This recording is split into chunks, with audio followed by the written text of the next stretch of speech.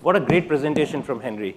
Henry, if you have an opening, I'd like to apply in your organization. So let me try to build what Henry left where. He said three things at the end. And we need to have people who love working what they do. We need to coach them. And these are two things that I would take away and try to build in this presentation. So I'm going to talk about how to build a strength-based organization. And this is a real journey. We started this journey 2 years back across ADP. But before I go further, I'd like to speak about what is strength. Strength is nothing but something that we love doing. So strength is not essentially a skill set, a characteristic, attribute. It's a combination of everything. You know, it's something that I love doing. So that's, and if we have set of people, set of associates in an organization who love what they are doing, definitely we get more productivity, more improved business results. So this is what I'm going to talk about. This is a journey that we started 2 years back, actually 2 years precisely. February 18 is when we started, and we started across the organization. So let me just give you a glimpse of what we do. We are a $14 billion organization, headquartered in New Jersey, 70 years old. So 70 years is a lot of time. And we used to follow legacy, hierarchical, traditional, performance-based culture, right? And how did we transform ourselves is something that I'm going to talk about in a few minutes. So we have 58,000 people across 140 countries. We serve 800,000 clients. So you could imagine, you know, the level of complexity that we have in our business.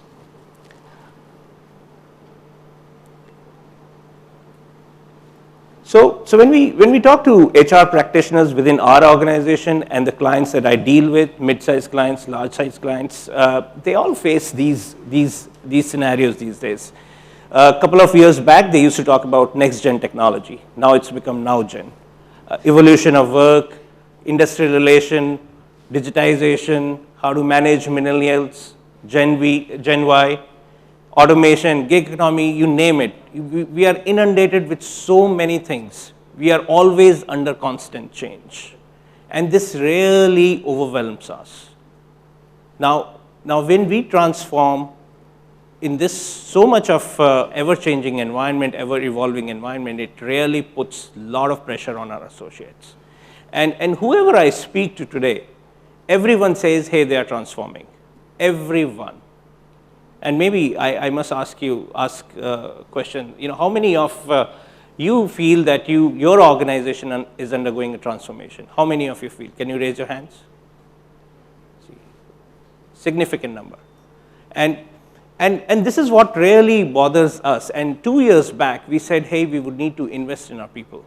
And we need to invest in our people with very simple objective. We have to reduce complexity. We want to simplify the processes. We want to simplify the way we engage with our people. And of course, we needed new tools. But the objective was we would need to bring in a paradigm shift, a different radical thinking process in terms of the way we engage with the people. And 2 years later, I think we've done a decent enough job. You know, the journey is still not over, but I think the results are deeply encouraging. So what we started was a transformation from a performance management organization to an organization that delivers results based on people's ability and their strengths. How did we do that? We focused on three things. We believed that all associates have unique strengths and capacity to grow. So we focused on strengths. That was our first pillar. Second, we empowered people. We empowered leaders to accelerate associate performance. We empowered leaders. That's critical here. And third, we used real-time data to measure performance and to bring change. So these three things went in together.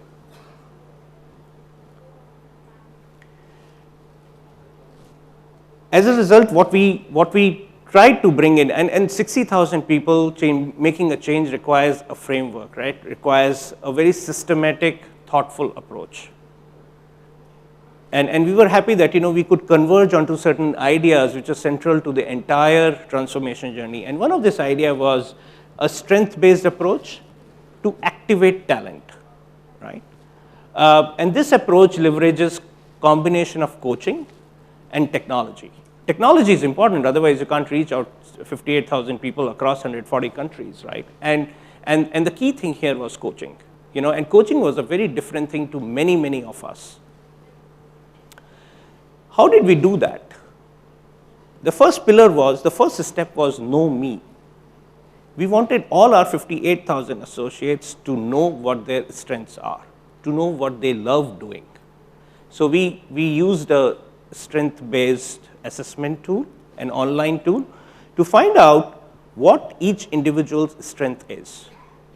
So for example, my strength, when I took the assessment, it came out that I'm a stimulator. So there are 9 strengths. There are a lot of attributes, characteristics that could be clustered into nine categories. And one of the categories that came predominant in my profile was something called a stimulator. And what does stimulator mean?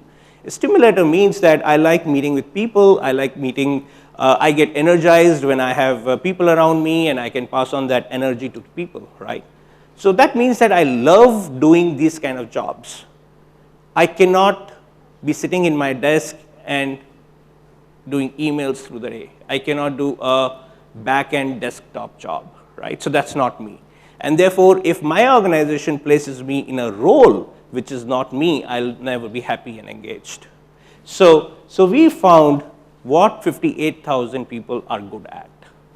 And we communicated the strengths to their leaders and their colleagues. So every email signature that each of our associates has writes their strength, and it propagates. So that's the first step. Second, focus me. Now this is very important. So I know my strength. I know I like meeting people. I know that I like energizing people, listening to their ideas, communicating with them, and so on and so forth. So what would be my focus areas? My focus areas have to be defined by my team leader. And these focus areas keep changing because, as we saw, the world is so dynamic, right? So gone were the days where we had year-long KRAs, KPIs. Used to say, hey, this year, do this much of productivity improvement. This year, do so much of sales growth.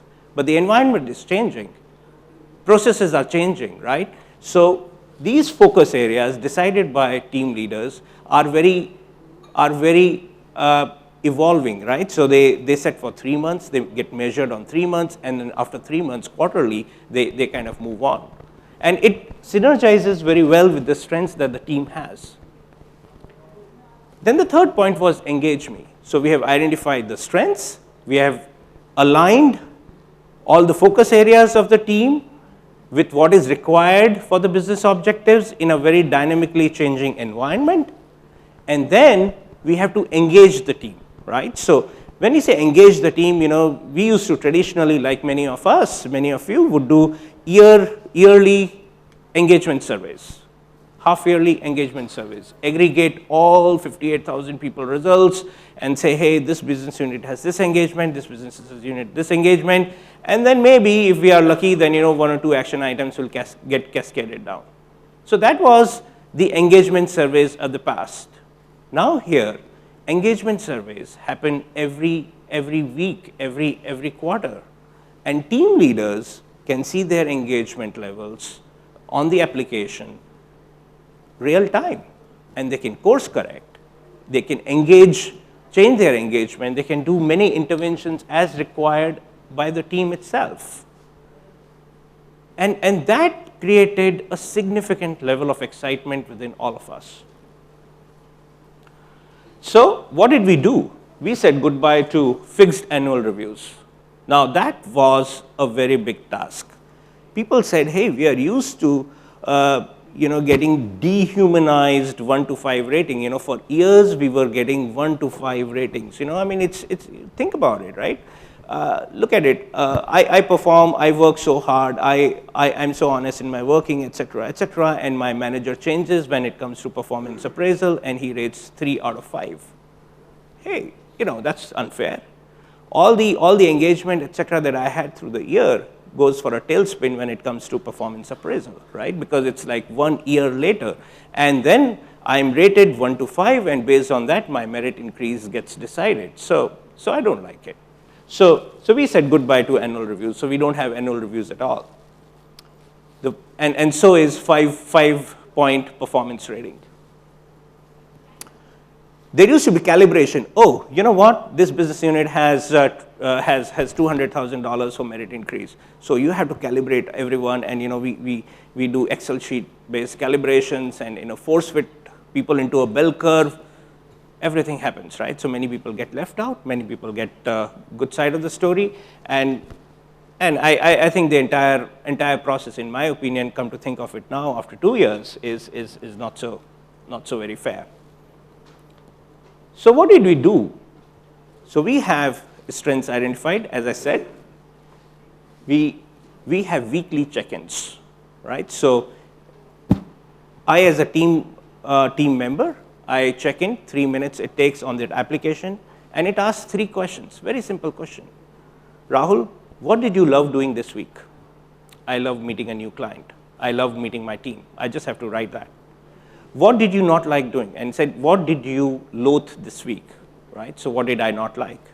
And what are your priorities for next week? So it's not a to-do list, it's a priorities, right? So my priority is to meet 1 more client next week, for example.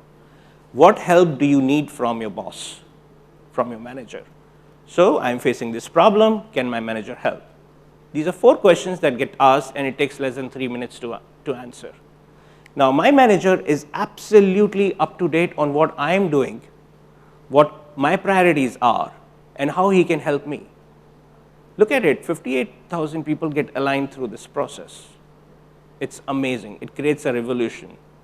And my manager then therefore gets into a psyche of coaching me. How can he help Rahul to navigate that problem, right? So from a telling and instructive behavior culture, we are moving towards a lot more coaching culture. So, and real-time data, focus areas that get aligned across the organization, and of course, when we have engagement, we have also performance pulse, right? So performance pulse, I'll talk about it, performance pulse in a few minutes, but then this is a new paradigm. This is a new way of thinking, and this is a new approach. So, how do we approach work? Now we approach work based on what we like doing. Real-time data between team leaders and associate. And what the focus areas has an amazing thing. What are you aiming for? It defines the purpose of the team, right? So there is a team, we do a very boring, call it boring, and it's like payroll processing month on month, clients outsource to us. We do the payroll processing, we give them the output in terms of pay sheets, etc. at the end of the month. And it's boring, it's a routine job, right? But it requires a level of detail. It requires a lot of precision. So we hired a team of bunch of youngsters who were essentially not BCom graduates, but they had done their BSc. Now, why on earth would we hire people who are Bachelor of Science, right, for a commerce kind of a job, for a numerical job?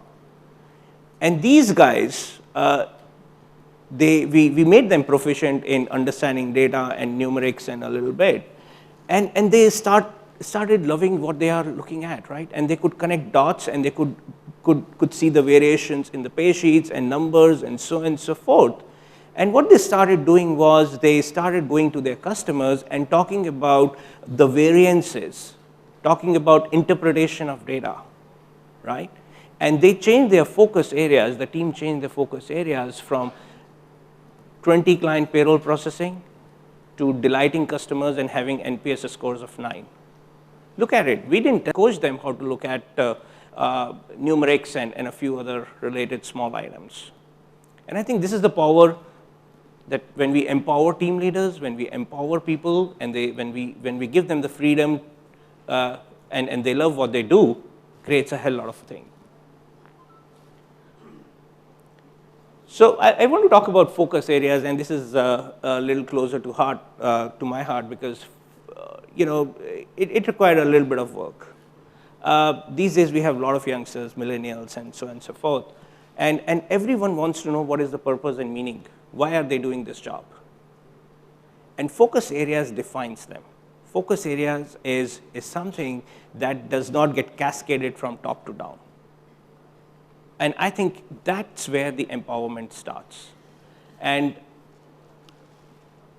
the focus areas, the items that they have to work on, that gets measured through weekly priorities. And the weekly priorities are decided by them again.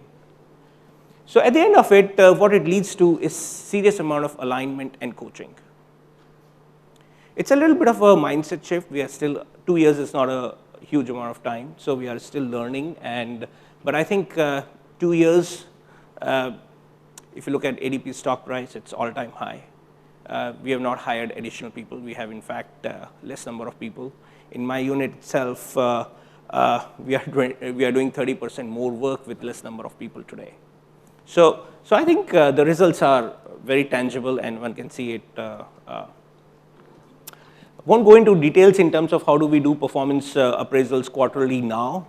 It's not performance appraisals, but it's like engagement pulse and performance check. The questions are very, very simple.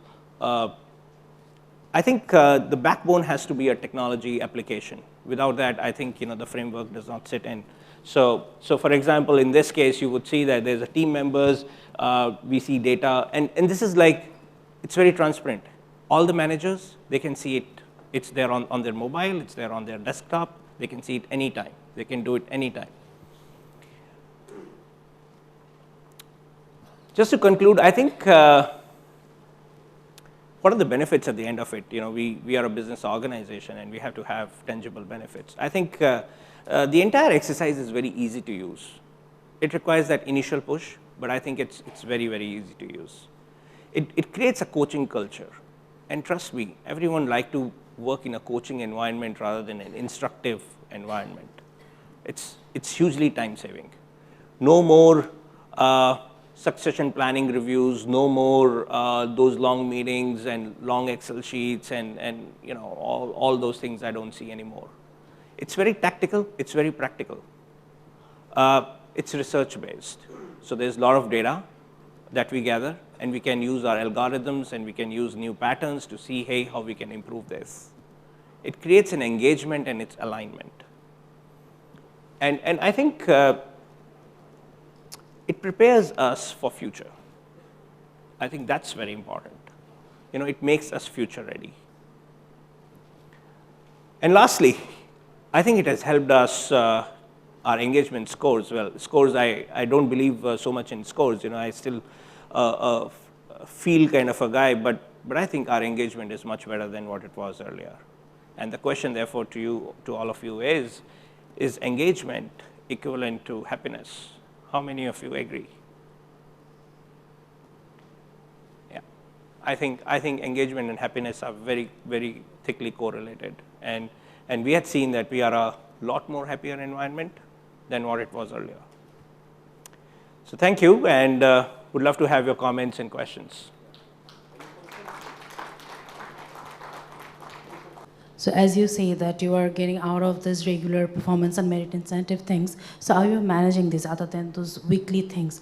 So people are not expecting that there will be a pay increase after a year or so. Yeah, so pay increase is definitely there, right? So we are in a hyperinflationary environment from a salary perspective. So we have to pay, we have to give increase. But what it helps us is constant monitoring of performance helps us to differentiate rewards to people who have really done well, right? Because our data points is not an annual exercise now. It's a bunch of data collected over a period of time, and we have removed a large part of subjectivity from it. And we have also removed that what I call as recency impact, right? So if last month has been good before the appraisal, my appraisal shoots up. So we have removed that as well. So definitely there is merit increase, but merit increase is not linked to 12 months, right? That's the only difference. So I am glad you said that you focus on unique strengths and you identified that. So I'm curious to know which is the tool that you use to identify that, because there are many tools. Yeah, so this is a tool which is owned by ADP. It's called TMBC. You can just Google TMBC, but it's called Standout. Standout is the name of the tool. Standout Strengths Finder, and again, as Henry said, it's based on Gallup's survey and strengths. It's a fairly well-known scenario. Thank you. So the strengths, you said it's communicated, you've done away with the performance review. So when the strengths is communicated, it's sent directly to everyone on their laptops or? Yeah, so people like it was a revolution, right? So I said, hey, okay, one more assessment test, and I had my strength known like stimulator, and I get a quick, easy report as well.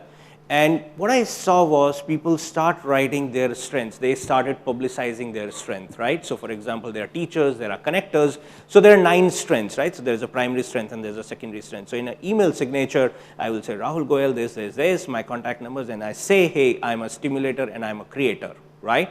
So the entire world around me, the ecosystem also knows, hey, you know what? I'm talking to Rahul, who is a stimulator, right? I'm talking to Shilpa, who is a connector, right? And therefore, we can connect, we build an ecosystem of ourselves, right? So then all those strengths are explained to the group by someone? Absolutely. I mean, it's all available on the portals. We had sessions, we had regular communication around it, videos, whatnot. That explains, yeah, thank you. Sir, you talked about strengths only, but how to remove weaknesses of people? There should be aware of it and how it is taken Exactly, care of. this is the point. So we are not talking about the weaknesses at all. And say, hey, we should talk about how do we build strength culture, not to work on the improvements and the weaknesses and stuff like that. So that's a dark side for us. We just don't look at it. Okay, right? thank you, sir. Thank you.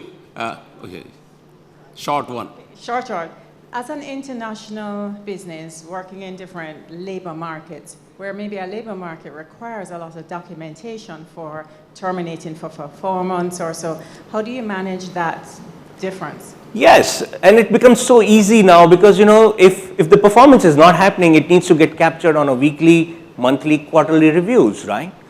And trust me, gone are the days where because of some legislation, we want to record someone's performance. I would like to have that manager having enough guts to walk up to the associate and say, hey, let's have a performance conversation. Because all we are talking about is weekly conversations, monthly conversations, right? And if the manager is not able to communicate and coach the person, right, should need to have a separation conversation. That's about it. What we say is, guys, if you think that the person is not performing well, there's something called as tough love. Give the person tough love first, right? So I love you, yes, I want to work with you and I want to coach you, etc. But hey, if you're not up to the job and do that early in the day, right? Don't procrastinate it for a year long period, right? Thank you. Come down.